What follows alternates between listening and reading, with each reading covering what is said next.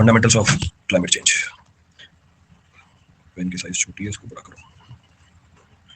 So be starting with the fundamentals of climate change. अब देखिए पहली चीज इसमें क्या देखनी पड़ेगी, हमें पहली चीज तो मैं इसमें ही देखनी पड़ेगी भैया क्लाइमेट क्या होता है, what is being termed as climate. फिर हम बात करेंगे कि क्लाइमेट चेंज का मतलब क्या होता है, what is being termed as climate change. तो ब्रेक कर देंगे इसको छोटे छोटे पार्ट्स में। पहले हम बात करेंगे क्लाइमेट क्या होता है, फिर हम बात करेंगे क्लाइमेट चेंज क्या होती है, what is being termed as climate change. फिर हम बात करेंगे ये क्लाइमेट चेंज क्यों होता है, व्हाई इट हैपेंस, क्या रीजन है इसके पीछे, what are the reasons behind climate change. फिर हम डिस्कस करेंगे अगर क्लाइमेट चेंज हो रहा है तो उसका इंपैक्ट क्या हुआ, what the impact of climate change. और फाइनली हम डिस्कस करेंगे कि अगर क्लाइमेट चेंज हो रहा है तो हम इसके लिए कैसे अडेप्ट हों और कैसे इस क्लाइमेट चेंज को मिटिगेट करें। दो स्ट्रेटेजी है, एक जो भी क्लाइमेट चेंज हो रहा है या तो उसको हम क्या कर लें, उसको अडेप्ट कर ले कि हाँ ये तो होने वाला है, अपने आप को ढाल लो उसमें, या फिर हम उसकी मिटिगेशन करेंगे।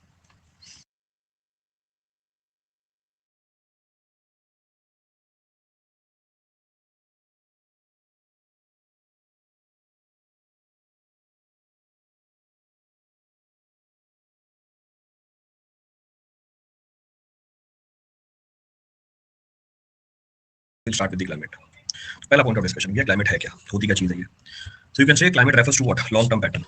क्लाइमेट का मतलब क्या है, ये एक लॉन्ग टर्म पैटर्न है, या आप बोल सकते हो ये एवरेज ऑफ वेदर कंडीशन है। तो दो तरीके से समझ सकते हैं, either we can say it is a long term pattern, या हम इसको बोल सकते हैं ये एवरेज है किसकी, वेदर कंडीशन की। तो दो बातें समझने के लिए। अच्छा लॉन्ग टर्म कितना, पहली बात ये भी आती है कि लॉन्ग टर्म कितना, कम से कम कितने साल, कम से कम 30 साल। तो कम से कम जो 30 साल वेदर कंडीशन है, कम से कम जो 30 साल की वेदर कंडीशन है उसका आप एवरेज निकाल लो, उसका आप एवरेज निकाल लो, वो क्या कहलाएगी, क्लाइमेट कंडीशन कहलाएगी। इसका मतलब अब दो बातें निकल के आ गई यहीं से, पहली डिस्कशन से कि भैया वेदर क्या है, फिर यहाँ पे what is whether and climate. तो अब ये डिफरेंशिएशन भी करेंगे इसके अंदर कि भैया वेदर क्या होता है, क्लाइमेट क्या होता है, what is being termed as weather, what is being termed as climate. अभी के लिए क्लाइमेट क्या है, climate refers to long term pattern और the average of the weather condition in a particular region over a significant period, over a significant period. और ये significant period कितना है हमारा, greater than equal to 30 years, 30 साल या उससे ज्यादा, कि 30 साल तो हम लेते ही हैं, उससे ज्यादा भी आप कंसीडर कर सकते हो। ऑन एन एवरेज की अगर बात करोगे, एवरेज कितना लेते हैं, एवरेज हम ले लेते हैं 35 साल। तो अगर आपको सेफर साइड पे रहना है तो आप कितना कंसीडर कर सकते हो, 35 साल कंसीडर कर सकते हो। तो 30 साल से कहानी स्टार्ट हो जाती है, 30 साल से कम का ड्यूरेशन आप नहीं कंसीडर करोगे। तो आप किसी भी एक पर्टिकुलर जगह की वेदर कंडीशन 30 साल के लिए क्या करो, ऑब्जर्व करो, वो वहां की क्या बताएगी आपको, वो वहां की क्या बताएगी मुझे, क्लाइमेटिक कंडीशन बता देगी। So it is a long term pattern और the average of the weather condition in a particular region over a period of what, over a period of at least 30 years. तो typically 30 years और more, अच्छा लिखा ही हुआ आगे, तो typically 30 years और more. अच्छा इसमें कौन कौन से एटमॉस्फेरिक एलिमेंट होंगे, जब भी हम क्लाइमेट की बात करेंगे, what are the elements which are to be considered. बहुत सारे एलिमेंट है, there are several elements of the climate which are to be considered. Temperature हो गया, ह्यूमिडिटी हो गई, बारिश हो गई, प्रेसिपिटेशन हो गई, विंड हो गई, या एटमॉस्फेरिक प्रेशर हो गया। So there are several atmospheric element which are to be considered while analysing the climate. तो कहने का मतलब है 30 सालों तक क्या देखोगे वहां पे, what you will observe there, you will observe temperature also, humidity also, precipitation also, wind also, atmospheric condition also। तो इन सब की एनालिसिस जब इकट्ठी करते हैं किसी भी एक पर्टिकुलर जगह पे छोटे टाइम के लिए, इसको हम क्या बोलते हैं, वेदर। तो आपने डेली टेंपरेचर को ऑब्जर्व किया, ह्यूमिडिटी को ऑब्जर्व किया, प्रेसिपिटेशन को ऑब्जर्व किया, विंड को ऑब्जर्व किया, एटमॉस्फेरिक प्रेशर को ऑब्जर्व किया, इसको मैं वेदर बोल दूंगा। यही चीज मैं रोज ऑब्जर्व करता रहा 30 सालों तक, इसी बात को मैं क्या बोलने लग जाऊंगा, इसी बात को मैं क्लाइमेट बोलने लग जाऊंगा। Same will be termed as climate, क्योंकि अब मैंने जो वेदर की कंडीशन ऑब्जर्व करी है वो कितने टाइम के लिए ऑब्जर्व करी है, ये मैंने ऑब्जर्व करी है कम से कम 30 सालों के लिए। तो हम बोल सकते हैं क्लाइमेट क्या है, एक लॉन्ग टर्म चेंज है। It is a long term change in a statistical distribution of what, of all these elements which are mentioned। So long term condition of a weather is equal to climate, long term condition of a weather is not climate, long term condition of these atmospheric elements is known as climate। ये जो atmospheric element लिखी है इसकी analysis आपने long term के लिए करी तो क्लाइमेट, शॉर्ट टर्म के लिए करी तो वेदर। तो लॉन्ग टर्म का ड्यूरेशन बता दिया, शॉर्ट टर्म की ड्यूरेशन कितनी, रोज, शॉर्ट टर्म की ड्यूरेशन कितनी, रोज, minute to minute, her minute में वेदर क्या करता है, चेंज करता है। रोज भी कब, हर मिनट में आपका वेदर क्या कर जाएगा, चेंज कर जाएगा। आप बोलोगे अभी बारिश होने वाली है, नहीं हो रही, बादल आए चले गए, तो इसका मतलब क्या है, ये मिनट टू मिनट चेंज होती रहेगी वेदर कंडीशन। अभी मैं फोकस कर रहा हूँ किसके ऊपर, क्लाइमेट के ऊपर। तो ये क्या है, लॉन्ग टर्म पैटर्न है। तो अगला पॉइंट हमारा क्या निकल के आया भैया, फिर वेदर क्या है, क्योंकि पीछे हम एवरेज ले रहे थे वेदर की, सेम वेदर भी ये चीज है, पर ये शॉर्ट टर्म एटमॉस्फेरिक कंडीशन है। कौन सी कंडीशन ये लिखी हुई है पीछे, तो क्लाइमेट हमारा लॉन्ग टर्म एटमॉस्फेरिक कंडीशन थी, ये शॉर्ट टर्म एटमॉस्फेरिक कंडीशन है। कौन सी, टेंपरेचर है, ह्यूमिडिटी है, प्रेसिपिटेशन है, विंड है और एटमॉस्फेरिक प्रेशर है। So it refers to what, short term atmospheric condition. ये शॉर्ट टर्म एटमॉस्फेरिक कंडीशन है किसी भी एक पर्टिकुलर जगह पे, किसी भी एक पर्टिकुलर जगह पे। कौन कौन से वेरिएबल है, what are the variables involved, same पीछे वाले वेरिएबल्स है। टेंपरेचर निकल के आ जाएगा, ह्यूमिडिटी निकल के आ जाएगी, प्रेसिपिटेशन निकल के आ जाएगी, विंड स्पीड निकल के आ जाएगी, एटमॉस्फेरिक प्रेशर निकल के आ जाएगा। So it will include what, all those atmospheric variables but for a shorter duration। shorter duration कितनी, रोज, रोज भी कब, हर घंटे के लिए मेजर करो, हर घंटे भी हर मिनट के लिए मेजर करो। तो which can change from what, minute to minute, hour to hour और day to day। तो एटमॉस्फेरिक कंडीशंस को आपको ऑब्जर्व करना है डिफरेंट टाइम के लिए। अब वो टाइम का भी आपको मैंने क्या बता दिया, सिग्निफिकेंस बता दिया कि आप वेदर के लिए कितना टाइम कंसीडर करोगे और क्लाइमेट के लिए कितना टाइम कंसीडर करोगे। तो इसका मतलब क्या हुआ, weather is that we experience daily. तो वेदर क्या हुआ, जो आप डेली एक्सपीरियंस करते हो। जैसे मैंने भी बताया कि बारिश होने वाली है, तो बारिश होने वाली है, इसी को टेक्निकली क्या बोल दिया, रेनी है। या गर्मी लग रही है, हॉट है, बादल छाए हुए हैं, क्लाउडी है, या धूप बहुत तेज है, धूप बहुत तेज है, सनी है, इसी को आप डे टू डे लाइफ में यूज करते हो। तो weather is experience that we observe daily. तो वेदर आप एक्सपीरियंस करते हो डेली, बट जो क्लाइमेट है वो क्या करता है, रिप्रेजेंट करता है एवरेज वेदर कंडीशन। जैसे एग्जांपल, आप बोलोगे जम्मू में कैसा क्लाइमेट है, अभी लॉन्ग टर्म बात कर रहे हैं, अब आप बोलोगे जम्मू में कैसा क्लाइमेट है, भैया ठंड है वहाँ पे। आप बोलोगे चेन्नई में कैसा क्लाइमेट है, यार वहाँ पे तो ह्यूमिडिटी रहती है बहुत, वहाँ पे यार बहुत गर्मी रहती है। तो आप क्लाइमेटिक कंडीशन की बात कर रहे हो, now you talking about what, climatic condition. Clear चीज। तो अभी बेसिक डिफरेंस बता दिया किसके अंदर, वेदर और क्लाइमेट के अंदर। मुझे क्लाइमेट में चेंज की बात करनी है। तो अगर सारे इंजीनियर हो, all of you are engineer, तो स्टैटिस्टिकली हम क्या बोल सकते हैं, तो स्टैटिस्टिकली हम इसमें ये बोल सकते हैं, so we can say hence, अगर मुझे स्टैटिस्टिकली बात करनी हो, so what conclusion can be drawn, जो हमारा क्लाइमेट है वो अगर आपने वेदर कंडीशन ऑब्जर्व करी over period of what 30 years और more, over period of what 30 years और मोर, अगर मुझे वेदर निकालना है, if I have to find weather, तो अगर मुझे वेदर निकालना है, ये आपका ऑब्जेक्टिव बन के आ जाएगा ईएसी में। तो ये डिफरेंशियल है किसका, क्लाइमेट का। तो एक ही बात है, ये देखो टेक्निकल चीजें डाल दी इसके अंदर, this is the technical aspect of this. 0 to not 30 years, 30 years और मोर, देखो 30 साल या उससे ज्यादा तक लिखा है मैंने, सिर्फ 30 साल नहीं लिखा। तो greater than equal to 30 year लिखा मैंने। इसका मतलब वेदर और क्लाइमेट में फर्क क्या है, बस टाइम का फर्क है। दोनों सेम चीज एनालाइज करते हैं, पर दोनों में फर्क किस चीज का है दोनों में फर्क है भैया टाइम का। The only difference between the two comes out to be of time. Clear यहां तक की कहानी। क्लाइमेट ही चल रहा है क्या, बेटा फालतू की बातें मत करो, उठा के बाहर फेंक दूंगा मैं जब इग्नोर कर रहा हूँ फालतू की चीजों को। जो पढ़ाई की बात चल रही है पढ़ते रहो। क्लियर है। तो अभी तक हमने फोकस डाला किसके ऊपर, अभी तक हमने फोकस डाला क्लाइमेट के ऊपर, वी टॉक्ड अबाउट क्लाइमेट। ये इंटीग्रल है किसका, वेदर का, ठीक है, इंटीग्रल है वेदर का। तो वेदर और क्लाइमेट में आपने किसको ऑब्जर्व किया, एटमॉस्फेरिक कंडीशंस को ऑब्जर्व किया। कौन कौन सी एटमॉस्फेरिक कंडीशन थी हमारी, टेम्परेचर था, एयर प्रेशर था, विंड था और मॉइस्चर था। अच्छा, मॉइस्चर को भी दो पार्ट में ब्रेक कर दिया हमने, एक वाटर वेपर और एक प्रेसिपिटेशन। बारिश लिखी थी आपने पीछे, वी मेंशन प्रेसिपिटेशन, और वाटर वेपर की जगह हमने क्या लिखा, ह्यूमिडिटी। तो वाटर वेपर से क्या लिखा हमने, humidity. So this is humidity. तो इसका मतलब कौन कौन से एटमॉस्फेरिक एलिमेंट है जो हमारे क्लाइमेट या वेदर को कंट्रोल कर रहे होते हैं। तो ये हमारे एटमॉस्फेरिक एलिमेंट है जो क्लाइमेट या वेदर को कंट्रोल कर रहे होते हैं। अब इन चारों को पकड़ के डिटेल में समझने की कोशिश करते हैं, we try to understand these factors की कौन कौन से फैक्टर्स है। पहला फैक्टर क्या है, हमारा टेम्परेचर। क्या होता है टेम्परेचर, पहले तो मैंने लिख के छोड़ दिया है क्या ये temperature. So what is being termed as temperature. तो टेम्परेचर को आप बोल सकते हो it is the degree of hotness और कोल्डनेस ऑफ द एयर। ये डिग्री ऑफ हॉटनेस है या कोल्डनेस है ऑफ द एयर। तो जो भी एयर आपके चारों तरफ है वो कितनी गर्म है या कितनी ठंडी है, ये आपको टेम्परेचर बताती है। ये भी दो तरह के हैं, एक है ड्राई एयर टेम्परेचर और एक है वेट एयर टेम्परेचर। इसको मेजर करने के तरीके भी अलग अलग हैं। इसको आप बोलते हो dry bulb temperature, wet bulb temperature. अब ये क्या है, dry bulb temperature, wet bulb temperature. अगर मैं बात करूं ड्राई बल्ब टेम्परेचर का, जो टेम्परेचर आप अभी फील कर रहे हो, जो टेम्परेचर अभी आप फील कर रहे हो वो है हमारा ड्राई एयर टेम्परेचर। मेजर कैसे करते हैं, नॉर्मल थर्मोमीटर से। थर्मोमीटर उठाओ, हवा में रख दो, जो रीडिंग निकल के आएगी वो क्या कहलाएगी, वो कहलाएगी हमारी ड्राई एयर टेम्परेचर। फिर दूसरा है वेट एयर टेम्परेचर। अभी वेट एयर टेम्परेचर क्या है, हमें पता है कि हवा के अंदर पानी प्रेजेंट है, पानी मतलब वाटर वेपर प्रेजेंट है। So we know the fact that in air water vapours are present. तो अगर मुझे उस मॉइस्चर या वाटर वेपर के इफेक्ट को भी कंसीडर करना है टेम्परेचर बताते हुए, जो आप फील नहीं करते हुए, यू डोंट फील इट, इसलिए हम इसको रिपोर्ट भी नहीं करते, पर कुछ एप्लीकेशंस ऐसी हैं जिसमें मुझे इसको भी कंसीडर करना पड़ता है। तो आपको क्या मेजर करना पड़ेगा, वेट एयर टेम्परेचर मेजर करना पड़ेगा। यानी अब आपको जो हवा के अंदर पानी प्रेजेंट है उसके इफेक्ट को भी कंसीडर करना पड़ेगा। अच्छा, अब ये कैसे मेजर करते हैं, सेम वही हमारा टेम्परेचर होगा, उस टेम्परेचर की जो बल्ब है उसको गीला करना पड़ता है, तो उसके आगे ग्लीसरीन लगा देते हैं, उसके आगे ग्लीसरीन लगा देते हैं, उसके आगे ऑयल लगा देते हैं और फिर मेजर करते हैं टेम्परेचर को। अब जो टेम्परेचर आता है उसको हम क्या बोलते हैं, wet bulb temperature. But for now whatever temperature you experience, अभी आपको जैसा भी फील हो रहा है वो क्या है, हमारा ड्राई एयर टेम्परेचर है। तो टेम्परेचर को डिफाइन कैसे किया, इसको डिफाइन किया डिग्री ऑफ हॉटनेस और coldness of the dry air. Clear चीज। अभी जो टेम्परेचर है हमारे एटमॉस्फेयर का, ये चेंज होता रहता है।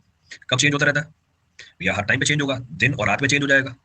दिन और रात में चेंज होगा, सीजन टू सीजन भी क्या करेगा, चेंज होता रहेगा। दिन में आपको जनरली टेम्परेचर ज्यादा मिलेगा, रात को आपको टेम्परेचर जनरली कम मिलेगा। समर्स में आपको ज्यादा मिलेगा और विंटर्स में आपको कंपैरेटिवली कम मिलेगा। क्लियर है। तो अभी समर विंटर क्या किया मैंने, सीजन किया, तो और बाइफरकेट कर दिया, सीजन, वेदर, क्लाइमेट। तो तीनों में डिफरेंस है। तो हमने बोला जो टेम्परेचर है ये दिन और रात में भी बदलेगा, ये सीजन टू सीजन भी क्या करेगा, बदलेगा।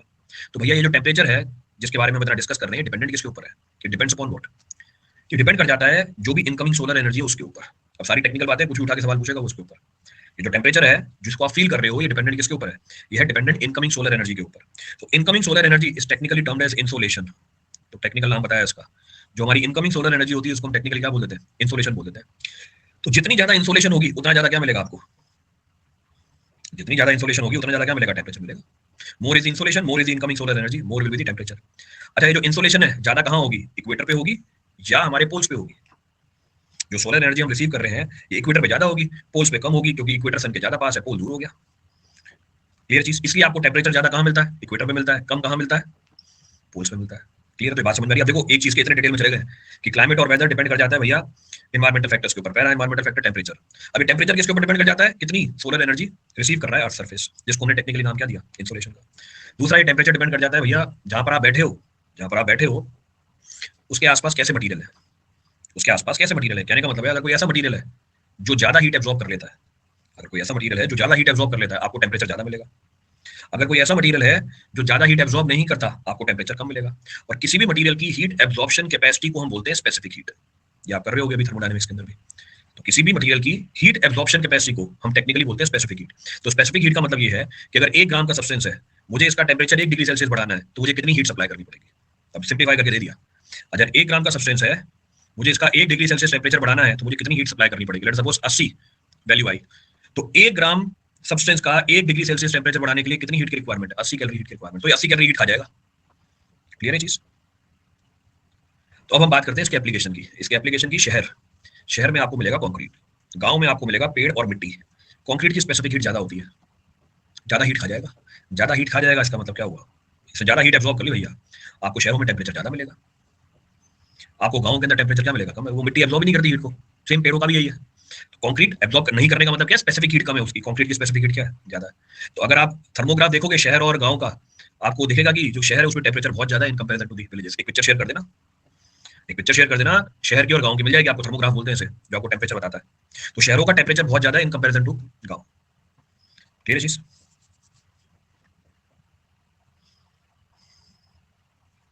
तो अब जाके पहला फैक्टर खत्म हुआ है। Now the first factor is finished. तो पहला फैक्टर जिसके ऊपर क्लाइमेट या वेदर डिपेंडेंट होता है उसको हम बोलते हैं temperature. That is technically termed as temperature.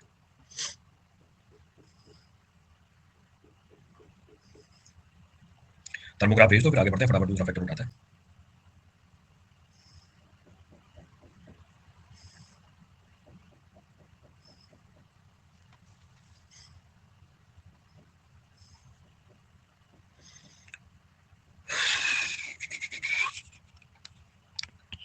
Rural area, बेटा थर्मोग्राफी है तो लाइन डायग्राम ही बना हुआ है। रियल थर्मोग्राफ की बात करो, और थर्मोग्राफ भी मैंने आपको बना के दिखाया हुआ है, किसी ना किसी एक सब्जेक्ट में आया हुआ थर्मोग्राफ। ये मशीन मशीन वाला हमारा सब्जेक्ट चल रहा था, उसमें मैंने आपको थर्मोग्राफ दिखाई भी हुई है मशीन की। ये तो क्या डायग्राम बना के दे दिया इसने, लो देखो, यहाँ से आपको आइडिया लग जाएगा। From here you will get an idea. Low zoom कर दिया, एक जूम आउट कर देता हूँ, ये जूम आउट कर दिया। So this is the thermograph, जो आपको क्या बता रहा है, टेम्परेचर बता रहा है। इसने टेम्परेचर मेजर कर रखा है, इसने टेम्परेचर मेजर कर रखा है अलग अलग जगहों का। अब देखो यहाँ पर पेड़ बहुत ज्यादा है, पेड़ बहुत ज्यादा है, तो उठाओ पेड़ वाला एरिया, जो लाइट कलर एरिया है। सो कहाँ पर है भैया लाइट कलर एरिया, उठाओ, नहीं है कहीं पे भी, कहीं मार्किंग नहीं है इसकी। बहुत अच्छी। चलो फिर हम कंक्रीट रोड का उठाते हैं। रोड का तो ये रखा है इसने, ये रहा। तो asphalt road, asphalt road sunlit, यही है एसफाल्ट रोड सनलिट। कितना टेम्परेचर है, 43.8 डिग्री सेल्सियस। तो ये एसफाल्ट रोड नीचे वाली है, सनलिट है। तो कहने का मतलब है ज्यादा हीट एब्जॉर्ब कर लेता है, इट एब्जॉर्ब्स मोर हीट। अब कम हीट कहाँ है भाई, फर्स्ट फ्लोर सेकंड फ्लोर की तो बात ही नहीं कर रहा। ये लो चलो यहीं से देख लो, एसफाल्ट रोड शेडेड, जो एसफाल्ट रोड शेडेड है यानी आसपास बिल्डिंग आ गई या पेड़ आ गया, टेम्परेचर देखो उसका जरा कितना है, 40.1 डिग्री सेल्सियस। तो ये थर्मोग्राफ होता है। अगर थर्मोग्राफ शहरों का देखोगे आपको टेम्परेचर ज्यादा मिलेगा, गांव का देखोगे टेम्परेचर कम मिलेगा। तो बस ये चीज बतानी थी, जो भी एग्जांपल आया उसको मैंने ओपन करके दे दिया। That I open. क्लियर।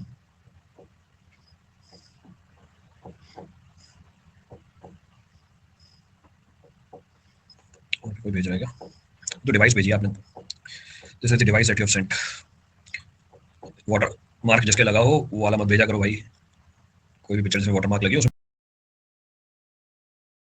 शहर में देख लो टेम्परेचर, शहर में देख लो टेम्परेचर कितना है, और वहीं पर ये टेम्परेचर देखो पार्क में कितना है, 34 डिग्री सेल्सियस। रूरल एरिया में कितना है, 31-40, 9 डिग्री का फर्क है। There is difference of 9 degree. देखो रूरल फार्मलैंड 32 डिग्री। तो बस यही बताना चाहता था कि टेम्परेचर किसके ऊपर डिपेंडेंट है। टेक्निकल बात क्या है, टेम्परेचर डिपेंडेंट है एक इंसुलेशन के ऊपर, टेम्परेचर डिपेंडेंट है हमारे मटेरियल के ऊपर। स्पेसिफिक हीट ज्यादा तो टेम्परेचर कंपैरेटिवली स्लोली राइज होना चाहिए ना। टेम्परेचर स्लोली, बेटा रेट की तो बात ही नहीं हो रही यहाँ पे। अब आप बोलो आपने तो टाइम घुसा दिया, अभी स्पेसिफिक हीट की वैल्यू भी लिखी, यहाँ कहाँ टाइम आया जरा मुझे बताना। इसलिए तो प्रैक्टिकल एग्जांपल भी देता हूँ, ये कहाँ से आपने टाइम देखा है इसके अंदर। टेम्परेचर है, यूनिट क्वांटिटी है और अमाउंट ऑफ हीट है। ये जल्दी और ज्यादा, जल्दी और कम आपने कहाँ से आइडिया लगा लिया स्पेसिफिक हीट से। एक मटेरियल की स्पेसिफिक हीट है 800 कैलोरी पर डिग्री सेल्सियस पर ग्राम, एक की 80। इसके 1 ग्राम का 1 डिग्री सेल्सियस बढ़ाने के लिए 800 कैलोरी लगती है, कितने टाइम लगती है नहीं पता भाई। इसके 1 ग्राम का 1 डिग्री सेल्सियस बढ़ाने के लिए 80 कैलोरी लगती है, कितने टाइम में नहीं पता भाई। कहाँ आया हुआ टाइम इसके अंदर। चलो आगे बढ़ते हैं। तो हमारा डिस्कशन का पॉइंट था टेम्परेचर, टेम्परेचर की बात हो गई हमारी खत्म। नेक्स्ट पॉइंट पे आते हैं भैया एयर प्रेशर पे। तो अगला फैक्टर जो किसको कंट्रोल कर रहा होता है, वेदर को कंट्रोल कर रहा होता है, वो है हमारा एयर प्रेशर। जैसे पीछे हमने टेम्परेचर को डिफाइन किया था, टेम्परेचर क्या था, डिग्री ऑफ हॉटनेस और coldness of the air surrounding us. वैसे एयर प्रेशर क्या है, air pressure is defined by the pressure exerted by the weight of the air on the earth surface. जो हवा है उसके वेट की वजह से जो प्रेशर एक्सर्ट हो रहा है अर्थ की सरफेस के ऊपर, उसको हम क्या बोलेंगे, एयर प्रेशर बोलेंगे। तो हर एक चीज डिटेल में जाके बता रहा हूं आपको कि भैया हर बात का मतलब क्या है, what the meaning of each and every aspect. तो हवा का जो वेट प्रेशर एक्सर्ट कर रहा है अर्थ की सरफेस के ऊपर, इसको हम क्या बोलते हैं, इसको हम बोलते हैं अर्थ प्रेशर। क्लियर चीज, या एयर प्रेशर बोल दो। नेक्स्ट पॉइंट ऑफ रेफरेंस, अगर ये हवा का वेट ही है अर्थ की सरफेस के ऊपर, इसका मतलब मैं जैसे जैसे अर्थ की सरफेस से ऊपर जाता जाऊंगा हवा का वेट क्या होता जाएगा, कम होता चला जाएगा। अच्छा, फिर ये प्रेशर मैक्सिमम कहां पर होगा, फिर ये मैक्सिमम कहां पर होगा, ये सरफेस पे होगा। ठीक है, तो लेम लैंग्वेज में तो हम ये बोलेंगे जो डीपेस्ट पॉइंट है वहीं पे। ठीक है, हमारा क्या है डीपेस्ट पॉइंट, जहां पे हम रेफरेंस लेके चलते हैं भैया मीन सी लेवल। इसलिए हमारा जो एयर प्रेशर है वो सबसे ज्यादा कहां मिलेगा, आपने बोला सरफेस पे, सही बात है। हम रेफरेंस के लिए क्या उठा लेते हैं भैया, मीन सी लेवल उठा लेते हैं। तो एयर प्रेशर सबसे ज्यादा मीन सी लेवल पे होता है, और हमने उसी को रेफरेंस माना हुआ है, जिसको आप एक एटमॉस्फेरिक प्रेशर बोल देते हो। ये आपने एफएम में कर रखा होगा, must have done in, technical भी तो करना ही है हमें आगे मेंस के लिए। तो इसको आप क्या बोल देते हो, reference pressure, one atmospheric pressure. तो ये मीन सी लेवल पे जो प्रेशर होता है वो हमारा रेफरेंस प्रेशर होता है। क्लियर है, तो ये भी किसे कंट्रोल कर रहा होता है, ये भी कंट्रोल कर रहा होता है वेदर को। अच्छा, वेदर को ये कैसे कंट्रोल करता है, सर आपने तो बस एयर प्रेशर बता दिया क्या होता है। नाउ द पॉइंट इज, जो एयर प्रेशर की डिस्ट्रीब्यूशन है, जो एयर प्रेशर की डिस्ट्रीब्यूशन है, it is influenced by the temperature. Temperature किसको इन्फ्लुएंस कर रहा होता है, एयर प्रेशर को इन्फ्लुएंस कर रहा होता है। कैसे, हाउ सो, अगर हमारा टेंपरेचर ज्यादा है तो एयर क्या हो जाएगी, अगर हमारा टेंपरेचर ज्यादा है तो हवा क्या हो जाएगी, हल्की हो जाएगी, भारी हो जाएगी। टेंपरेचर के बढ़ने के साथ एयर की डेंसिटी कम, राइज कर जाएगी, इट विल राइज। क्लियर है, ऐसा करने से जहां से ये राइज कर गई वहां पे हाई प्रेशर डेवलप हो जाएगा, लो प्रेशर डेवलप हो जाएगा, लो प्रेशर डेवलप हो जाएगा। अच्छा, लो प्रेशर डेवलप हो जाएगा तो व्हाट विल हैपन, तो जिस जगह का टेंपरेचर ज्यादा वहां पे हवा हुई गर्म, गर्म हवा हल्की होती है, राइज कर जाएगी, प्रेशर हो जाएगा लो, क्या होगा, या बारिश आ जाएगी। अब बारिश का मैकेनिज्म भी आगे बताऊंगा। तो इसको हम क्या बोलते हैं, वेट वेदर कंडीशन बोलते हैं, बारिश आने लग जाएगी वहां पे। इसका मतलब क्या है, वेदर डिपेंडेंट हो गया किसके ऊपर, हमारे एयर प्रेशर के ऊपर। तो जो बारिश होती है वो एसोसिएटेड होती है किससे, लो प्रेशर से। It is associated with low pressure, और you can say cloudy sky. जो बादल बनते हैं वो इसी लो प्रेशर कंडीशन के अंदर बन रहे होते हैं, तो will lead to precipitation. Clear चीज। अच्छा, जहां पे टेंपरेचर कम है वहां पे हवा का प्रेशर क्या मिलेगा आपको, जहां पे टेंपरेचर कम है वहां पे हवा का प्रेशर क्या मिलेगा आपको,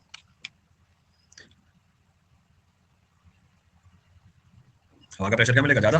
क्यों, क्योंकि हवा क्या होगी, भारी होगी। हवा क्या होगी, भारी होगी। भारी हवा क्या कर जाएगी, नीचे रहेगी ऊपर आएगी। हमने बोला हवा हल्की हो जाएगी, राइज कर जाएगी, तो लो प्रेशर। अगर हवा भारी हो जाएगी क्या कर जाएगी, सिंक कर जाएगी, तो हाई प्रेशर। तो हाई प्रेशर को हम किससे एसोसिएट करते हैं, क्लियर स्काई से, सनी स्काई से। इसका मतलब क्या हुआ, जो मेरी हवा है वो high pressure to low pressure move करती रहेगी, it will keep on moving from high pressure to low pressure. अब जो भी जानकारी दी लॉजिकली बता दिया सब कुछ, जो भी जानकारी दी। अब एक जने ने आपको ये पिक्चर ही भेज दी, लो अभी हमने डिस्कस किया, आपके सामने पिक्चर है, देख लो। अब एक बार सुन लिया बस, खत्म कहानी, हमेशा ध्यान रहेगा ये। लो, तो अभी क्या डिस्कस किया भैया हमने, व्हाट वी हैव डिस्कस्ड। अगर टेंपरेचर ज्यादा हुआ क्या इंपैक्ट होता है, अगर टेंपरेचर ज्यादा हुआ क्या इंपैक्ट होता है इसका, द इंपैक्ट ऑफ दिस, हवा हल्की हो जाती है। हवा हल्की हो जाती है तो क्या करती है, राइज करती है। हवा राइज कर रही है, क्या होगा भैया, लो प्रेशर डेवलप हो जाएगा। तो देखो लो प्रेशर डेवलप हुआ, लो प्रेशर लिंक्ड है किसके साथ, क्लाउडी स्काई के साथ, भैया बारिश होने लग जाएगी। जहां पे टेंपरेचर कम है, जहां पे टेंपरेचर कम है, डेंसिटी क्या है, ज्यादा है, डेंसिटी क्या है, भारी हवा, भारी हवा बैठ जाएगी, बैठ जाएगी, प्रेशर क्या मिलेगा आपको, ज्यादा मिलेगा, प्रेशर इज मोर। तो हवा कहां से कहां मूव करती है, from high pressure to low pressure move करती है। So air will move from high pressure to low pressure. तो ये भी एक फैक्टर है जो कंट्रोल करता है किसको, this also controls what, weather in long term climate. अब ये देखो, ये पूरे शहर का आपको थर्मोग्राफ भेजा जो मैं मांग रहा था पीछे वैसे, this is what I was asking. ये है हमारा थर्मोग्राफ। तो जो आपको रेड वाले एरिया दिख रहे हैं वो सारे के सारे क्या है, टेंपरेचर ज्यादा।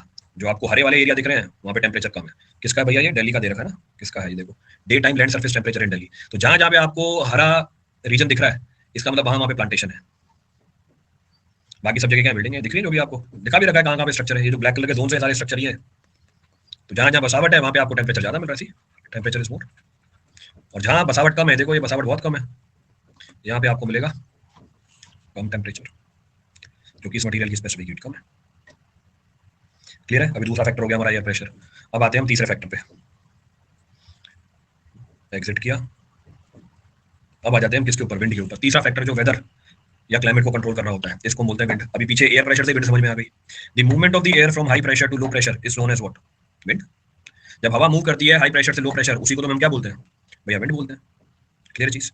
नेक्स्ट, विंड का आप नाम किसके बिहाफ पे रखते हो, विंड का नाम आप उसके बिहाफ पे रखते हो जिस डायरेक्शन से वो ब्लो करती है। विंड का नाम आप इस तरीके से रखते हो जिस डायरेक्शन से वो ब्लो करती है। और आगे इसकी सिग्निफिकेंस भी आएगा आगे हमारा जो आप पूछ रहे थे कि भाई अभी फरवरी है, ठंडी नहीं है, गर्मी है, अभी करेंगे आगे इस बात को, क्या टेक्निकल रीजन है उसका। जहां से विंड ओरिजिनेट करती है उसी की डायरेक्शन पे, बिहाफ पे हम उसका नाम रख देते हैं। जैसे एग्जांपल, अगर आपकी विंड ब्लो कर रही है कहां से, वेस्ट से, अगर आपकी विंड ब्लो कर रही है वेस्ट से, ये देखो ये वेस्ट से ब्लो कर रही है, इसको हम बोलेंगे वेस्टर्लीज। अगर आपकी विंड ब्लो कर रही है ईस्ट से, इसे हम क्या बोल देंगे, ईस्टर्लीज। क्लियर है चीज। तो इन विंड का नाम कहां से रखा जाता है, जिस डायरेक्शन से वो ब्लो करती है उस डायरेक्शन के बिहाफ पे इसका नाम रख दिया जाता है। एग्जांपल दे दिया मैंने आपको, वेस्टर्ली और ईस्टर्ली। क्लियर है, चलो बढ़िया बात है। अब आप विंड को आगे क्लासिफाई भी कर सकते हो, परमानेंट है, सीजनल है और लोकल है। तीन तरह की विंड है। परमानेंट विंड जैसे ट्रेड विंड, ये इंपैक्ट करती है हमारे क्लाइमेट को, भी करेंगे आगे देखेंगे। जो बताया था आपको लारी नाइल नीनो, ये ट्रेड विंड्स की वजह से ही होता है, it is because of trade winds only. तो जो परमानेंट विंड है उसे हम क्या बोलते हैं, ट्रेड विंड बोलते हैं। तो ट्रेड विंड बोल दो, वेस्टर्ली ईस्टर्ली बोल दो, ये सारी क्या है हमारी परमानेंट विंड्स हैं। परमानेंट विंड्स मतलब they blow throughout the year in a particular direction. तो वो विंड जो पूरे साल फ्लो करती रहे या ब्लो करती रहे उसे हम बोल देते हैं परमानेंट विंड। फिर इसका एक सबसेट आया सीजनल विंड, नाम में लिखा हुआ है। ये वो विंड है जो ब्लो करती है किसमें, एक पर्टिकुलर सीजन में। जैसे एग्जांपल मॉनसून इन इंडिया, तो मॉनसून के टाइम पे क्या करेगी, बस ब्लो करेगी, बाद में ब्लो नहीं करती है। फिर होती है हमारी local winds. So next of the winds are what, local winds. ये ब्लो करती है only during a particular period of the day. तो एक छोटे से पीरियड के लिए ब्लो करेंगी, फिर ब्लो नहीं करेंगी। जैसे एग्जांपल लैंड ब्रीज, जैसे एग्जांपल सी ब्रीज। शाम को जाओगे समुद्र तट पे हवा चल रही होती है, बस शाम को चलेगी, बस खत्म, हुई कहानी। तो लोकल विंड है वो हमारी, दैट इज लोकल विंड। पर रीजन क्या है सबके पीछे, यही है प्रेशर का डिफरेंस, हाई प्रेशर से लो प्रेशर की तरफ मूव कर रही होती है। ट्रेड विंड क्यों बोलते हैं, करेंगे आगे सारी चीजें। तो why is termed as trade wind, तो दैट ट्रेड विंड हमारे बहुत एक सिग्निफिकेंट फिनोमेनन के पीछे रीजन है।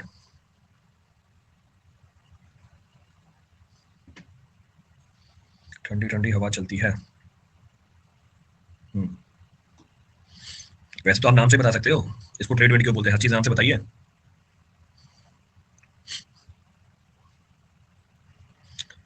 हर चीज नाम से बता रखे, देखो जनरल साइंस का टॉपिक है, तब भी नाम रखा हुआ है ट्रेड विंड।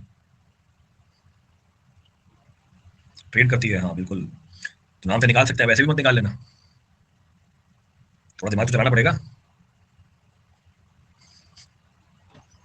यहाँ पे ट्रेड का मतलब क्या है, what the meaning of trade. Trade का मतलब होता है व्यापार। अब व्यापार विंड थोड़ी व्यापार करती है भाई, व्यापार तो इंसान ही करता था, पर इंसान व्यापार करता था इसी रूट के लॉन्ग, जिस रूट के लॉन्ग हमारी ये जैसे बना रखी है ट्रेड विंड है हमारी, दिस इज ट्रेड विंड। तो जिस रूट के लॉन्ग ये ट्रेड विंड ब्लो कर रही है, उसी रूट के लॉन्ग हम व्यापार करते थे 14वीं सदी के अंदर। इन 14th सेंचुरी जो भी सी रूट था, तब तो हवाई जहाज होते नहीं थे, आपका रोड होता नहीं था, सी रूट ही चलता था बस वहां पे। तो जो भी पाथ के लॉन्ग ये विंड ब्लो करती थी, उसी पाथ के लॉन्ग ट्रेड चलता था, इसलिए इन विंड्स का नाम रख दिया हमने ट्रेड विंड्स। तो जो भी प्रॉपर्टी होती है वो नाम में ढक डाल देते हैं। क्या भेज दिया,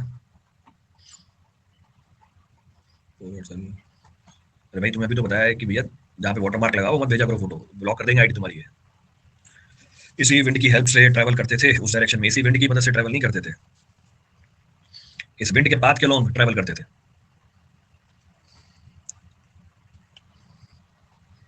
चलो हो गया, बहुत जानकारी हो गई। हम बात कर रहे थे किसकी, हम बात कर रहे थे विंड की। विंड अफेक्ट करता है वेदर को, विंड के बारे में भी आपको जानकारी दे दी। तीन तरह की विंड थी हमारी, परमानेंट थी, सीजनल थी और लोकल थी। क्लियर है। अब हम बात करते हैं मॉइस्चर की। मॉइस्चर को दो पार्ट में डिवाइड कर दिया, वाटर वेपर और प्रेसिपिटेशन। अच्छा भैया मॉइस्चर, एटमॉस्फेयर में जो मॉइस्चर प्रेजेंट है उसको हम क्या बोल देते हैं, वाटर वेपर बोल देते हैं। तो जो भी मॉइस्चर प्रेजेंट होता है एयर में किसी भी गिवन टाइम पे, उसे क्या बोला जाता है, उसे वाटर वेपर बोला जाता है। क्लियर चीज। आता कहां से, हवा में पानी, भैया ये लैंड से भी प्राइस होते जाता है या वाटर बॉडी में से भी प्राइस करके जाता है। तो जमीन पे जो पानी है, पेड़ पौधों पे जो पानी है, और जो वाटर बॉडीज में पानी है, वही वेपराइज करके कहां जाता है, एटमॉस्फेयर में जाता है। क्लियर चीज। एयर का कितना परसेंट वॉइड, एयर का कितना परसेंट वॉइड इस पानी ने भर दिया, इसको हम बोल देते हैं humidity. So percentage of the voids of the air filled with the water vapour is known as what, is known as humidity. तो अगर मैं बोलूं 60% है ह्यूमिडिटी, बहुत ही कॉमन है, सुनते रहते हो, आता है न्यूज में। आज ह्यूमिडिटी, कोई सा भी अपना वेदर फोरकास्ट खोलो, आपको ह्यूमिडिटी बताएगा कि अभी ह्यूमिडिटी है 60%। क्या है वो 60%, व्हाट इज 60%। उस 60% का मतलब ये है कि एयर वॉइड 60% पानी से भरा हुआ है, 40% जगह खाली है। इसका मतलब अभी 40% और वेपराइजेशन हो सकती है, 40% और वेपराइजेशन हो सकती है। तो हमारे लिए, लेकिन सर एयर में वॉइड ही वॉइड होगा ना, किसने बोल दिया भाई वॉइड ही वॉइड होगा, तो एयर में वॉइड ही वॉइड होगा। बढ़िया। तो हमारे लिए कौन सी कंडीशन बेटर है, हमारे लिए कंडीशन बेटर है कि भैया ह्यूमिडिटी कम से कम रहे। क्यों ह्यूमिडिटी कम से कम रहे, अगर ह्यूमिडिटी ज्यादा है तो एयर के ज्यादा वॉइड्स किससे भरे हुए हैं, पानी से भरे हुए हैं। एयर के ज्यादा वॉइड्स पानी से भरे हुए हैं, इसका मतलब और पानी वेपराइज नहीं हो सकता। अगर और पानी वेपराइज नहीं हो सकता, इसका मतलब लेट्स सपोज आपको क्या लग रही है, गर्मी लग रही है। अगर आपको गर्मी लग रही है, ठंड लगने के पीछे रीजन क्या है, आपकी बॉडी से जो पानी वो क्या कर जाएगा, वेपराइज कर, स्वेटिंग आने लग जाएगी आपको। तो तरीका होता है हमारा। तो स्वेटिंग क्या है, व्हाट इज दैट स्वेटिंग। तो अगर अगर ह्यूमिडिटी कम होती आपको स्वेटिंग आती नहीं, अगर ह्यूमिडिटी कम होती आपको स्वेटिंग आती नहीं, क्यों, क्योंकि हमारी स्किन से मॉइस्चर क्या कर जाता, वेपराइज कर जाता। स्किन से मॉइस्चर वेपराइज कर जाता, ये कूलिंग इफेक्ट होता है, ये भी कर रहे हो थर्मोडायनेमिक्स में आ जाएगा। तो जब वेपराइजेशन होती है ये कूलिंग इफेक्ट होता है, इवेपोरेशन कॉजेस कूलिंग। इवेपोरेशन कहां से, आपकी बॉडी के जो वॉइड्स हैं उसमें से पानी वेपराइज कर गया। पर अगर हवा की ह्यूमिडिटी ज्यादा है, वेपराइजेशन होगी नहीं, वेपराइजेशन होगी नहीं, इसका मतलब वो पानी आपके स्किन के बाहर ही आ जाएगा, फिर आपको क्या लगती है, गर्मी लगती है, फिर आप बोलते हो नहीं यार इरिटेशन हो रही है, फिर पसीने आने छूट जाते हैं। क्लियर पूरी कहानी? तो इसका मतलब किसी भी गिवन पॉइंट ऑफ टाइम पे एयर में जो मॉइस्चर प्रेजेंट होता है उसको हम बोल देंगे क्या, वाटर वेपर। इसकी परसेंटेज वॉइड के रिस्पेक्ट में हमें क्या बताएगी, इसकी परसेंटेज वॉइड के रिस्पेक्ट में हमें बता देगी humidity. So it will indicate humidity of the air. क्या बताती है, कितने परसेंटेज वॉइड्स एयर के पानी से भरे हुए हैं, और the percentage of the voids of the air filled with the water, this will be technically termed as humidity.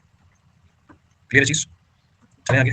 Next, जब ये वाटर वेपर कंडेंस हो जाते हैं, अब एक स्टेप आगे बढ़ रहे हैं, जब ये वाटर वेपर कंडेंस हो जाते हैं it leads to the formation of, जब ये वाटर वेपर कंडेंस हो जाते हैं it leads to the formation of clouds. चलो क्लाउड्स बन जाते हैं। क्लाउड्स में होती क्या, छोटी छोटी ड्रॉपलेट्स होती हैं बस।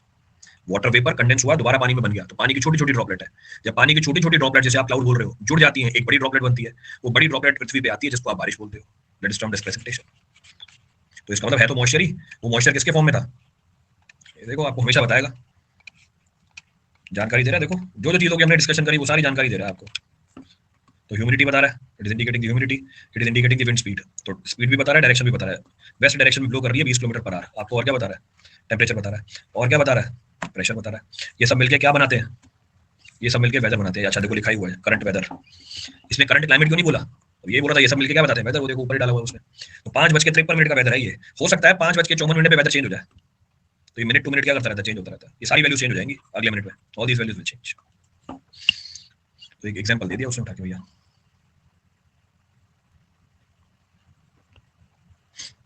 चलिए आगे, चलो आ जाओ भैया वापस मेन पॉइंट पे। तो डिस्कशन हमारी किसकी हो रही थी, डिस्कशन हमारी हो रही थी भैया क्लाइमेट क्या होता है और वेदर क्या होता है, क्लाइमेट क्या होता है, वेदर क्या होता है, दोनों में डिफरेंस क्या है, और कौन कौन से एनवायरमेंटल फैक्टर्स मिलकर वेदर या क्लाइमेट को बनाते हैं। क्लियर है चीज? क्या बोल रहा है,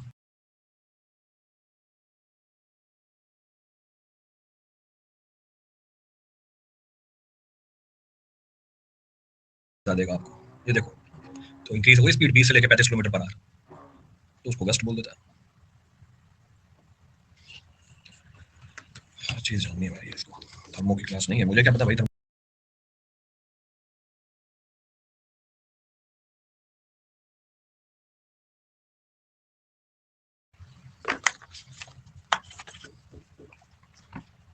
चले चलो, तो अब हमारा बेस कंप्लीट हुआ है, now our basic discussion is being completed. चलो भैया आगे बढ़ते हैं, ये भी हो गया, ये भी डायग्राम बता दिया, ये भी बता दिया, बहुत सारी चीजें बता दी, तो फर्क पता चल गया होगा यूट्यूब और प्लस में क्या फर्क होता है। तो ये हमारे की कंपोनेंट्स हैं किसके, इतनी देर वहां पर चल रही होती है, तो बस वहां पे बस नाम बता दिए, बस खुश हो जाओ इसमें, कि जो वेदर होता है वो डिपेंडेंट होता है हमारे temperature, humidity, precipitation, wind speed, atmospheric pressure, खत्म। बस 1 घंटे में तो पूरा चैप्टर खत्म हो गया था वहां पे। सेम उन्हीं को मैंने एक्सप्लेन कर दिया यहाँ पे। So these are the key components होती है, ये की कंपोनेंट्स आ गए हमारे। तो ये हमारे की कंपोनेंट्स निकल के आ गए, सबको डिटेल में उठा के हमने डिस्कस कर लिया। सो टेम्परेचर क्या है, प्रेसिपिटेशन क्या है, ह्यूमिडिटी क्या है, विंड क्या है, और एटमॉस्फेरिक प्रेशर। चले, यूट्यूब पर गुस्सा नहीं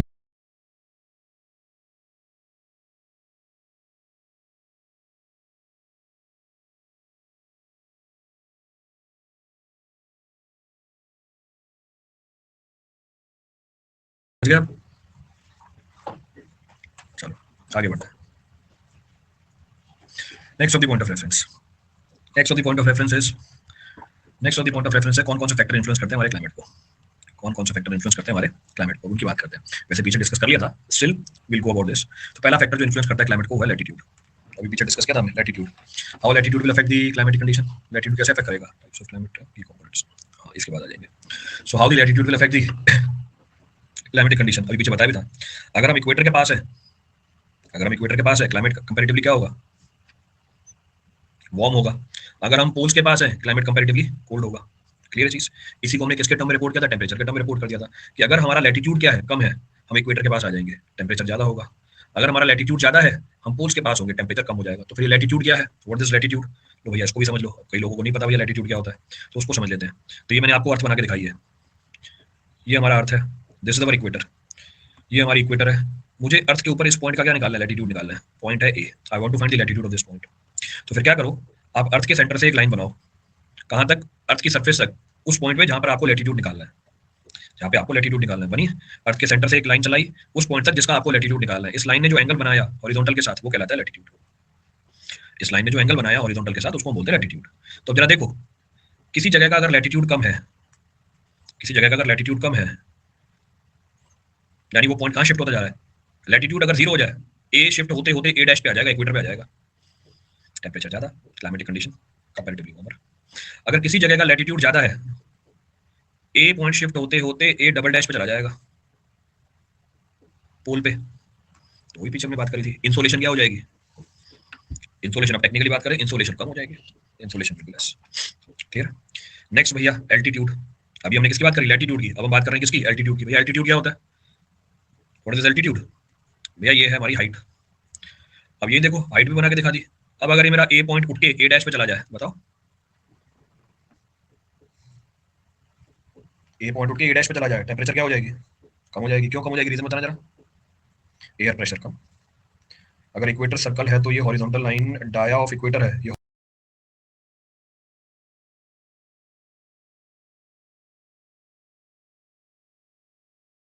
या इतना भी मत करो यार कि हर चीज बच्चों की तरह चम्मच से पकड़ के करवानी पड़ जाए। ये है इक्वेटर, तो अब जो मैंने लाइन काट के दिखाई है ये इक्वेटर, ये 3D में बनाना पड़ जाएगा। ये लाइन बनाई थी मैंने हॉरिजॉन्टल, ये अर्थ के सेंटर से चला था हमारे पॉइंट ए तक, ये था एंगल थीटा हॉरिजॉन्टल के साथ। तो कहाँ ये जो हॉरिजॉन्टल लाइन है कहाँ से इक्वेटर बन गया भाई, इक्वेटर तो ये है, ये है ना इक्वेटर, मैंने तो ये लाइन बनाई थी। तो दोनों अलग अलग है भाई, वो था डिफरेंट। हाँ आपने इक्वेटर को डायमीटर बोल दिया, तो कहाँ है इक्वेटर डायमीटर, इक्वेटर तो क्या है, पेरीमीटर है, डायमीटर थोड़ी है वो। इक्वेटर क्या है, हमारा पेरीमीटर है। तो यहाँ पे 2D में चलाया था, चलो भैया ठीक है बता देते क्या चीज है।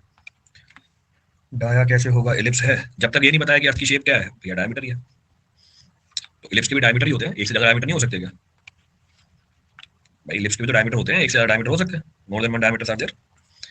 मतलब क्या बोलो, छोड़ो चलो। Next of the point of discussion, अगला पॉइंट ऑफ डिस्कशन क्या है, अगला पॉइंट ऑफ डिस्कशन है कि भैया अगला फैक्टर जो क्लाइमेट को अफेक्ट करता है वो है ओशन करंट। ये जो भी डिस्कस करते हैं लालिना एलिनो आएगा, वहां पे भी ओशन करंट। अब ये ओशन करंट क्या करता है, it can be warm, it can be cool, temperature कुछ भी हो सकता है ओशन करंट, अभी देखेंगे आगे। तो अगर हमारे जहां पर हम एरिया की बात कर रहे हैं वहां पे वार्म ओशन करंट आए, व्हाट विल हैपन, टेम्परेचर कम कर देंगे बढ़ा देंगे, बढ़ा देंगे। अगर वहां पे कूल ओशन करंट आए, टेम्परेचर क्या कर देंगे भैया, कम कर देंगे। तो ओशन करंट भी क्या करते हैं, कंट्रोल करते हैं एक पर्टिकुलर जगह का टेम्परेचर, ओशन करंट भी कंट्रोल करते हैं एक पर्टिकुलर जगह का टेम्परेचर। अब क्योंकि बात निकली है आगे भी डिस्कशन, मुझे इन एनी केस तो डिस्कशन करना ही है तो करो। लो देखो, ये अर्थ के ऊपर कुछ जगह, ये अर्थ के ऊपर कुछ जगह, अब कुछ का नाम आगे बताऊंगा मैं। अभी मैंने एक्स और वाई लिख दिया, अभी मैंने क्या कर दिया, एक्स और वाई लिख दिया, चलो एक्स और वाई लिख दिया। हवा है, हवा चलाते हैं पर्पल कलर से, ये है हमारी trade winds, these are our trade winds. ये एक्स भी कोई जगह है, वाई भी कोई जगह है पृथ्वी के ऊपर, दोनों अलग अलग कंट्री से बात करेंगे अभी हम। ये हमारी ट्रेड विंड चली, ट्रेड विंड चली क्या करती है, ट्रेड विंड, अच्छा जरा नाम बताना इसका, ईस्टर्ली है वेस्टर्ली है, क्या है ये, ईस्टर्ली है वेस्टर्ली है, बता था पीछे, जिस डायरेक्शन से चले उसको हम क्या बोल देंगे, ये देखो वेस्ट है, तो ईस्ट वेस्ट में भी गए हुए हैं। अरे कहाँ से चल रही है भैया, ईस्ट से चल रही है ना, ईस्टर्ली बोलूंगा ना इसे मैं, तो जहां से वो चली उसको हम बोलते हैं, तो ये ईस्टर्ली हो गई भैया। जब ये हमारी ट्रेड विंड चलती है, जब ईस्टर्ली चलती है, ये क्या करती है, ये जो हमारा वार्म ओशन वाटर है इसको मूव कराती है एक्स से कहां तक, एक्स से लेके क्या करेगी, वाई पे ले आएगी। अब मैं इसको चला नहीं सकता, अब एक्स से क्यों नहीं चला सकता, चलाऊंगा तो भैया डायग्राम स्टैटिक है, प्रोसेस मेरी डायनेमिक है। तो बताया अगले सेकंड में मैंने क्या किया, ये देखो जो वार्म वाटर है एक्स से उठ के कहां आ गया, अरे भाई उठ जा, नहीं उठ रहा, एक्स से उठ के कहां आ गया, वाई पे आ गया। क्लियर है, तो वाई पे क्या मिलेगा आपको, वार्म ओशन करंट है, विंड ने वार्म ओशन करंट को एक्स से उठाया वाई पे भेज दिया। क्लियर है, वाई पे क्या मिलेगी आपको, गर्मी मिलेगी भैया, तो वाई पे आपको क्या मिलेगी, गर्मी मिलेगी। अच्छा गर्म पानी यहाँ आ गया, गर्म पानी का टेम्परेचर ज्यादा या कम, सॉरी गर्म पानी का, हाँ चलो पहले ये बताओ, गर्म पानी का टेम्परेचर ज्यादा या कम, ज्यादा। डेंसिटी, डेंसिटी, डेंसिटी क्या है, कम है, कम डेंसिटी वाला पानी कहाँ रहेगा, सरफेस पे रहेगा। हल्की चीज हमेशा ऊपर रहती है, भारी चीज नीचे रहती है। तो हल्का गर्म पानी एक्स से उठ के वाई पे आ गया, कौन लेके आया पानी को, भैया हवा चला के लेके आई, ईस्टर्ली लेके आई इसे। तो फिर जो भारी ठंडा पानी था, जो भारी ठंडा पानी नीचे था, ये लो ऐसे भी देख लो, तो ये ऊपर वाला जो गर्म हल्का पानी था ये तो आगे भग गया, ये आगे भग गया। तो जो नीचे वाला भारी ठंडा पानी था ये क्या कर जाता है, ये भैया ऊपर आ जाता है। अब बताओ एक्स में क्या है, एक्स में मिलेगी आपको ठंडी, वाई में आपको क्या मिलेगी, गर्मी। तो ये क्लाइमेट है हमारा। तो ओशन करंट क्या करा रहा है, क्लाइमेट को कंट्रोल कर रहा है। और अभी हमने बोला भैया ट्रेड विंड है, क्या करती है, पूरे साल बहती रहती है, पूरे साल यही चीज है, पूरे सालों साल यही चीज चली जा रही है, यही क्लाइमेट कहलाता है। लॉन्ग टर्म जो आपकी एटमॉस्फेरिक एलिमेंट्स हैं वो किसे डिसाइड कर देते हैं, वो क्लाइमेट को डिसाइड कर देते हैं। तो भैया एक्स हमेशा ठंडा रहता है, वाई हमेशा गर्म रहता है। क्लियर पूरी कहानी? तो यहाँ पे हम बात कर रहे थे ओशन करंट की। Ocean current influence the climate. ये करंट, जो करंट्स हैं ये भी क्लाइमेट को कंट्रोल कर रहे होते हैं। नेक्स्ट है proximity to the water bodies. Proximity to the water bodies, water body जैसे लेक हो गया, जैसे ओशन हो गया, जैसे नदी हो गई, ये क्या करती है? ये सिंक का काम करती है। ये सिंक का काम करती है, टेम्परेचर के सिंक का काम करती है। कहने का मतलब है टेम्परेचर फ्लक्चुएट नहीं होता ज्यादा इनसे। तो अगर आप किसी भी वाटर बॉडी के पास रहोगे ना, आपको ज्यादा ठंडी लगेगी ना आपको ज्यादा गर्मी लगेगी, ना आपको ज्यादा ठंडी लगेगी ना आपको ज्यादा गर्मी लगेगी। क्यों? बह के चला जाएगा पानी, क्योंकि उसमें डेंसिटी का डिफरेंस आ जाएगा। तो आपको मॉडरेट टेम्परेचर मिलता है वहां पे। तो कोई सा भी एग्जांपल उठाओ जहां पर भी आप रहते हो। तो एरिया हैविंग लार्ज लेक्स और ocean tends to have milder climate. Milder का मतलब ना बहुत ज्यादा गर्मी होगी ना बहुत ज्यादा गर्मी होगी। बहुत ज्यादा गर्मी क्यों नहीं? पानी किसे करेगा? हीट को एब्जॉर्ब कर लेगा। हीट को एब्जॉर्ब करेगा, सरफेस पे ठंडा पानी आएगा, भग जाएगा आगे, नीचे से ठंडा पानी ऊपर आ जाएगा। तो ज्यादा टेम्परेचर में आपको वेरिएशन नहीं मिलेगा, will not find higher temperature variation. तो यहाँ पे माइल्ड क्लाइमेट ही मिलता है। तो ये भी कंट्रोल करता है किसको? क्लाइमेटिक कंडीशन को। नेक्स्ट है हमारे पास टोपोग्राफी। टोपोग्राफी भी कंट्रोल करती है क्लाइमेटिक कंडीशन को। कैसे क्लाइमेटिक कंडीशन को? उसका भी परफेक्ट एग्जांपल दे सकता हूं मैं आपको। अब आप उसे रिलेट नहीं कर पाओगे, वो अलग चीज है। रिलेट नहीं कर पाओगे नहीं, इंडिया का भी एग्जांपल उठा ही सकते हैं ना हम। लेकिन take an example of India. जैसे एग्जांपल एग्जांपल उठाओ। तो हम बात कर रहे थे किसकी? टोपोग्राफी की। टोपोग्राफी बीच में आ गया भैया पहाड़। बीच में आ गया पहाड़। ये भैया हमारी हवाएं बहती हुई जा रही थी, टकराई पहाड़ से, यहीं पे इसने बारिश करा दी। बेचारे इधर वालों को कभी पानी देखने को मिलता ही नहीं है। टोपोग्राफी भी कर रही है। यहाँ पर बारिश, मस्त मौसम, यहाँ पर सूखा, गर्मी। तो ये फिनोमेनन आपको यूएस में भी मिलेगा, या आपको इंडिया में भी बहुत सारे पहाड़ मिलेंगे। ऊपर हिमालय है, इधर भी है, अरावलीज है हमारे पास, नीचे क्या है? वेस्टर्न घाट्स, ईस्टर्न घाट्स हैं। सब जगह सिचुएशन है, सब जगह आपको सिचुएशन मिल जाएगी। तो टोपोग्राफी भी किसे कंट्रोल कर रही होती है? अब हमेशा रहेगा पहाड़ तो यहाँ पे। तो हर बार की यही कहानी है। लॉन्ग टर्म में आप चलते गए तो यहाँ बारिश होती गई, वेदर, आज भी बारिश, कल भी बारिश, परसों भी बारिश, मोस्ट ऑफ द टाइम यहाँ पे बारिश रहती है, मोस्ट ऑफ द टाइम यहाँ पे सूखा रहता है। 30 साल तक ये कहानी चलती गई, ये क्लाइमेट बन गया। So this will be termed as climate. Clear है चीज? तो इतने सारे फैक्टर हैं जो किसको इन्फ्लुएंस कर रहे होते हैं? क्लाइमेट को इन्फ्लुएंस कर रहे होते हैं। They influence the climate.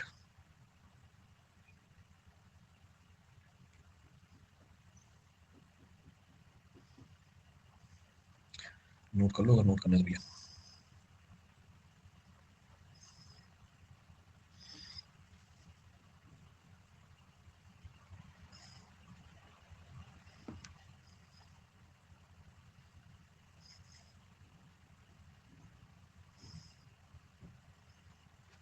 मेरा हैंग कर गया भाई सिस्टम।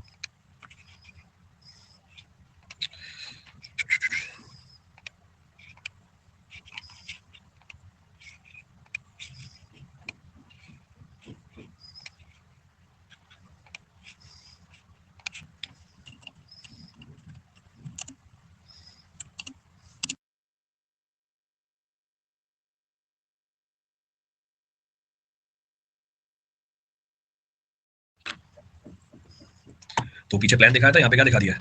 यहाँ पे आपको सेक्शन दिखा दिया है। विंडवर्ड और लीवर्ड साइड, हाँ यही होती है। तो विंडवर्ड साइड रेन होगी, लीवर्ड साइड रेन नहीं होगी। चलो जाओ।